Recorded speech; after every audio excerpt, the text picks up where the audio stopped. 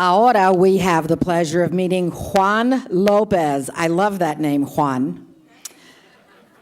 He's co-founder of Diversity 2000 and president of Amistad, which means friendship, associates. And he will share how BK impacts individual lives. Yep, thank you. Well, it's great to be here. Great to be here. So my talk is about more of the individual impact. So I have a confession to make. And that confession is that I'm a book hoarder. I don't think I'm alone.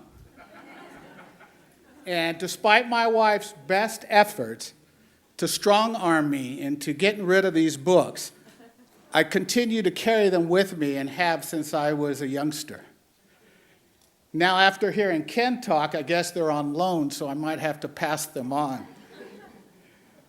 When I think about books and their impact, I think it comes back to something that happened when I was young.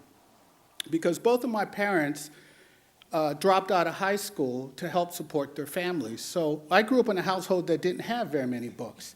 And something about books were magical. And so I started collecting books as I read them in high school, and I continue to collect them, as I just mentioned. And partly because I think they have a certain special quality or an attribute that I talk about that I deeply cherish. And that's that it's knowledge, it's awareness, and it's enlightenment. And it's hard to get rid of books when they represent those attributes because they're so close to your heart. And so when I think about the Barrett-Kohler publications, when I talk about how they've impacted me individually, part of that also talks about the ways in which they've not only stirred my soul, but ignited my spirit. And I think that's what books should do, not only the ideas, but obviously what it does for us and who we want to be in the world and the mission that we want to accomplish. So let me read a quote, and then I'm going to come to the 3 books that impacted me. The intuitive mind is a sacred gift, and the rational mind is a faithful servant. We have created a society that honors the servant and has forgotten the gift. Albert Einstein. BK books, for me, as I said, stir that spirit, ignite that soul, and get things moving, which has touched me deeply on an individual basis.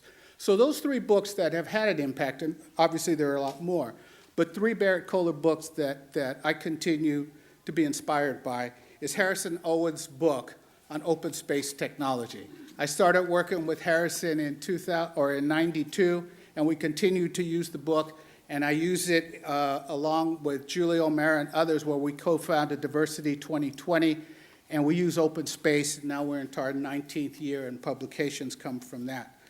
The other book is Meg Wheatley's book on leadership and the new science.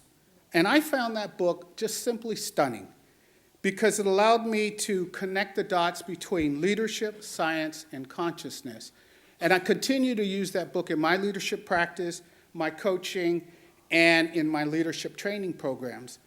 And I also think that books, in that respect, her book continues to do that in ways that are marvelous. And the last book is John Perkins' book on Confessions of an Economic Hitman. Woo! That book just was amazing. And so all I want to say in that book, because I continue to come back to it, it's the notion that it's easy to fall into a trap where doing good isn't necessarily good for all. And I was moved to continue to bring that authenticity and leadership. And I also want to say in closing that I deeply appreciate the courage that Steve had to publish that book. Because powerful people don't like you to bring light into shadowed areas. And doing that took great courage. So thank you. Keep up the good work.